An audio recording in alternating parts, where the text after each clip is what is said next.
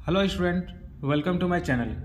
तो आज हम लोग इस वीडियो में रेशनल नंबर के जितने भी बचे हुए क्वेश्चन हैं, इंपॉर्टेंट क्वेश्चन, उसको कवर करेंगे। ठीक है, इस वीडियो में हम लोग टोटल 5 क्वेश्चन सॉल्व करेंगे। उसके बाद ये चैप्टर हमारा हो जाएगा खत्म। तो हमारा पहला क्वेश्चन है, so that there is no value of n for which two the power n into 5 to the power n end in 5। तो यहाँ पे क्वेश्चन में ये पूछ रहा है 2 to the power n into 5 to the power n। तो यहाँ पूछ रहा है कि n के जगह पर कुछ भी वैल्यू पुट करें और उसको सोल्व करें, तो वो जो नंबर है वो कभी भी 5 के साथ इंड नहीं होगा। ठीक है, फॉर एग्जाम्पल, तो उससे पहले आप लोगों ने पावर एंड एक्सपोनेंट में एक फॉर्मूला पढ़ा है कि अगर a का पावर c है और b का पावर c है, तो इसको हम लोग साथ में लिखते हैं। क्या लिखते हैं कि a और b दोनों का पावर क्या है, c। सेम इसी तरीके से हम लोग इसको भी लिखेंगे। ठीक है, 2 का भी पावर n है, 5 का भी पावर n, तो हम लोग साथ में लिख सकते हैं इसको 2 इंटू 5, इन दोनों का पावर क्या है, n। और अगर इसको सोल्व करें 2 इंटू 5 10, 10 का पावर n। अब इस n के जगह पे हम लोग कुछ भी नंबर रखें और उसको सॉल्व करें, तो वो कभी भी 5 के साथ इंड नहीं होगा, और यही हम लोग को शो करने के लिए बोला गया है। ठीक है, फॉर एग्जांपल हम लोग n का एक वैल्यू एज्यूम कर लेते हैं। ठीक है, 10 का पावर n, अगर हम लोग n इक्वल टू 1 लेते हैं तो 10 का पावर 1 क्या होगा, ये 10। और अगर n इक्वल टू 2 लेते हैं तो इस n की जगह हम लगा दिए 2, तो ये क्या हो जाएगा 100। और उसी n की जगह अगर हम लोग लेते हैं n इक्वल टू 3, तो ये कितना हो जाएगा 1000। तो हम लोग देख रहे हैं यहाँ पे कुछ भी वैल्यू हम लोग पुट करें, ये नंबर 5 के साथ इंड नहीं हो रहा है, और यही हम लोग को शो करने के लिए बोला गया है। ठीक है, हम लोग n की जगह कुछ भी वैल्यू पुट करें वो हमेशा लास्ट में 0 ही आएगा। ठीक है, तो इसको सॉल्व कुछ नहीं करना है, बस लिखेंगे यहाँ पे। क्या लिखेंगे, for any value of n, हम लोग n की जगह पे कुछ भी वैल्यू पुट कर ले। ठीक है, हम लोग को हमेशा सेम आंसर मिलेगा। क्या मिलेगा, we get 0 at the end. Clear है यहाँ तक, बस इतना ही करना है। और ये जो क्वेश्चन जो है ये पहले आया हुआ है, इसलिए मैं इसको दोबारा सॉल्व करा रहा हूं। इसी तरीके का हम लोग का अगला भी क्वेश्चन है। ठीक है, यहाँ क्या बोल रहा है, check whether 6 to the power n can end with the digit 0 for any natural number n। यहाँ पूछ रहा है कि अगर 6 टू द पावर n में अगर n का वैल्यू हम लोग कोई नेचुरल नंबर पुट करें, तो क्या ये नंबर 0 डिजिट के साथ इंड करेगा। तो नेचुरल नंबर क्या होता है, तो ये होता है 1 2 3 4। ठीक है, तो इन सभी नंबर में से अगर हम एक वैल्यू n का वैल्यू अगर यहाँ पे पुट करें, ठीक है, n की जगह पे 1, n की जगह पे 2, n की जगह पे 3, अगर ये सब पुट करते हैं और इसको सॉल्व करते हैं, तो क्या लास्ट में हमारे पास 0 आएगा, यही पूछ रहा है। ठीक है, तो चलिए चेक करते हैं।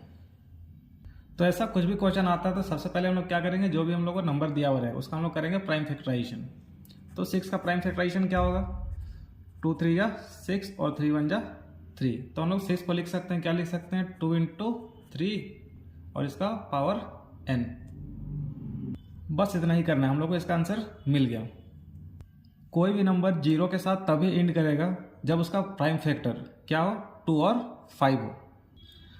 अगर 6 का भी प्राइम फैक्टराइजेशन करने पर 2 और 5 आता तो ये भी 0 के साथ इंड होता, लेकिन ये नहीं आया। आया क्या हमारा 6 का फैक्टर 2 और 3।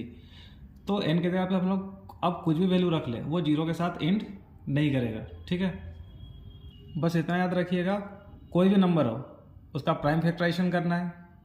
अगर उसका प्राइम फैक्टराइजेशन करने के बाद हम लोग उसका फैक्टर मिलता है 2 और 5, ठीक है, तो वो 0 के साथ इंड करेगा। n के जगह पे हम लोग कुछ भी वैल्यू रखें और 2 और 5 के अलावा कोई और फैक्टर आता है उसका, तो वो 0 के साथ इंड नहीं करेगा। ठीक है, इसी चीज़ को हम लोग को यहाँ पे लिखना है, for any number to be end with 0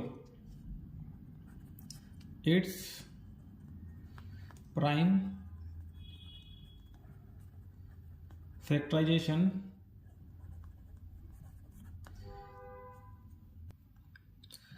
B 2 and 5। वही लिखा हुआ है for any number to be end with zero, तो कोई भी नंबर को जीरो से इंड करने के लिए उसका प्राइम फैक्टराइजेशन में 2 और 5 होना जरूरी है। अगर ये नहीं है तो वो जीरो के साथ इंड नहीं करेगा। क्लियर है यहाँ तक? ये दोनों क्वेश्चन पहले आ चुके हैं और चांसेस दोबारा आने का। अब हम लोग देखेंगे question number 3 and question number 4।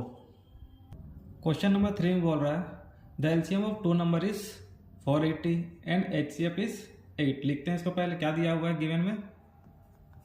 LCM ये दिया हुआ है 480 एंड एचसीएफ इज 8।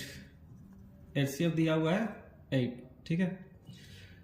तो ये जो एलसीएम और एचसीएफ कितने नंबर के हैं? 2 नंबर के हैं। और आगे क्या बोलता है if one of the number is 96, और इन दोनों नंबर में से एक नंबर क्या दिया हुआ है 96। तो हम लोग लिख लेते हैं यहाँ पे जो फर्स्ट नंबर है वो क्या है 96, फाइंड द अनदर नंबर। तो जो दूसरा नंबर है वो हम लोग को निकालना है। तो हम लोग मान लेते हैं कि जो दूसरा नंबर है वो क्या है x। तो इस दूसरे नंबर को हम लोग निकालने के लिए एक फॉर्मूला अप्लाई करेंगे। फॉर्मूला क्या है LCM into HCF equal to product of 2 number. Clear? कुछ नहीं करना, वैल्यू पुट करिए बस। एलसीएम कितना दिया हुआ है 480, एचसीएफ है हमारा 8 और प्रोडक्ट ऑफ 2 नंबर, तो इन दोनों नंबर का प्रोडक्ट, तो ये क्या होगा 96 इंटू एक्स। हम लोग क्या करना है ये सेकेंड नंबर मतलब कि x का वैल्यू फाइंड करना है। तो x का वैल्यू फाइंड करने के लिए 96 को हटाना पड़ेगा, और ये 96 x के साथ क्या में है मल्टीप्लाई, तो मल्टीप्लाई वाला नंबर कहाँ चला जाएगा डिवाइड में। तो ये 480 इंटू 8, ये 96 कहाँ आ गया नीचे। क्लियर यहाँ तक? इसको कैंसिल कर दीजिए। 8 1 जा 8, 8 1 जा 8, 8 2 जा 16। इसको भी कैंसिल कर दिया, 4 टाइम्स में ये कैंसिल होगा। 12 1 जा 12, 12 इंटू 4 48, और ये 0। तो x का वैल्यू क्या है हमारा 40। तो ये दूसरा नंबर हम लोग को फाइंड करने बोला गया था, वो दूसरा नंबर क्या है 40। सिंपल सा क्वेश्चन है।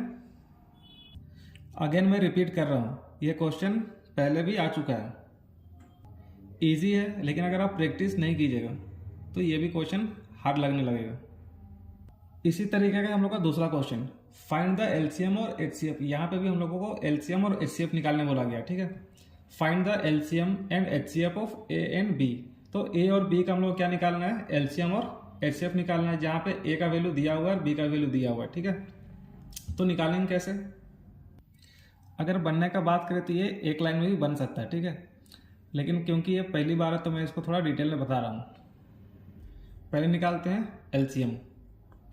तो एलसीएम निकालना है, किसका निकालना है ए और बी का। तो करेंगे क्या हम लोग यहाँ पे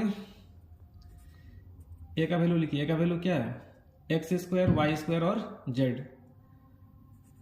तो एक्स कितना है 2, वाई कितना है 2, जेड कितना है 1, ठीक है।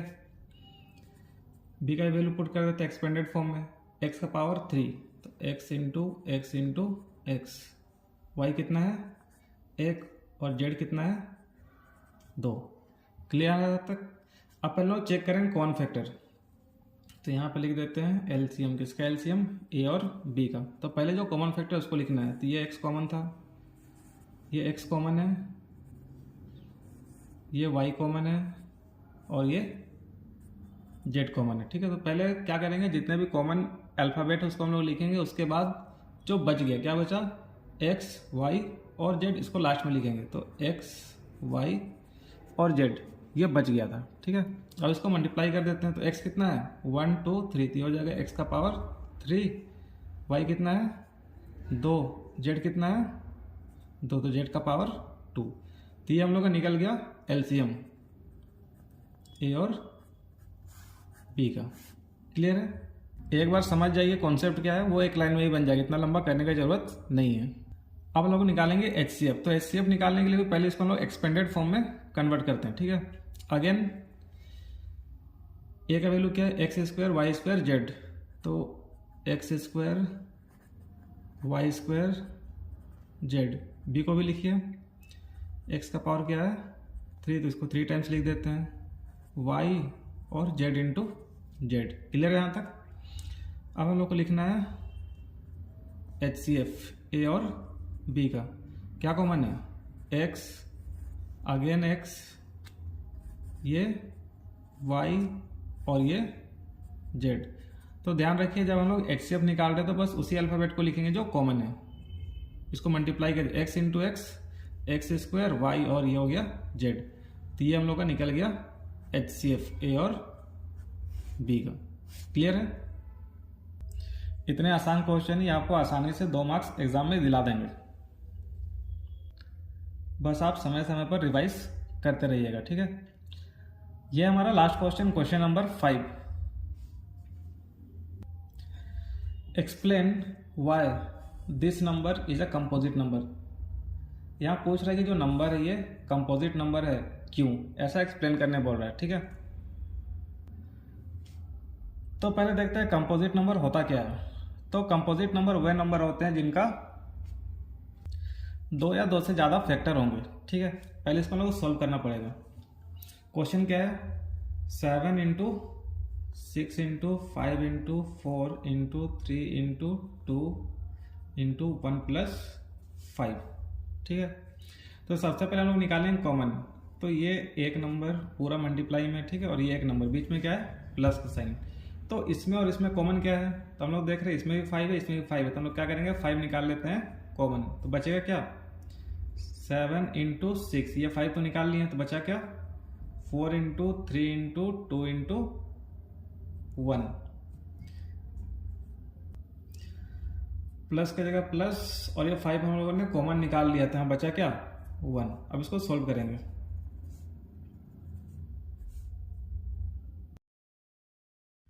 तो इसको मल्टीप्लाई करने पर आएगा हमारा 1008 प्लस 1।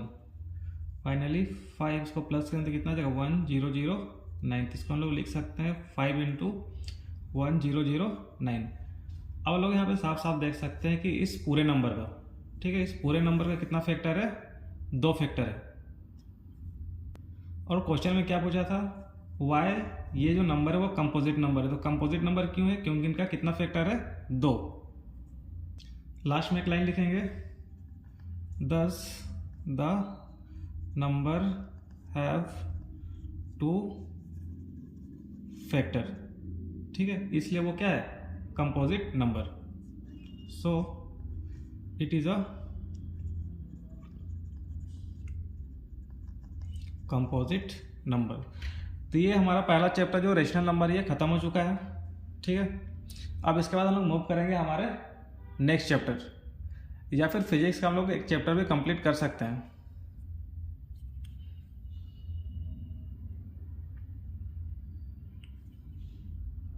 और रही बात एमसीक्यू की, तो एमसीक्यू हम लोग करेंगे पहले सारा जो 2 मार्क्स 3 मार्क्स का जो नंबर वाला जो क्वेश्चन होता है, ठीक है, उसको जब कंप्लीट कर लेंगे तब लास्ट में हम लोग सारे चैप्टर के एमसीक्यू एक साथ करेंगे।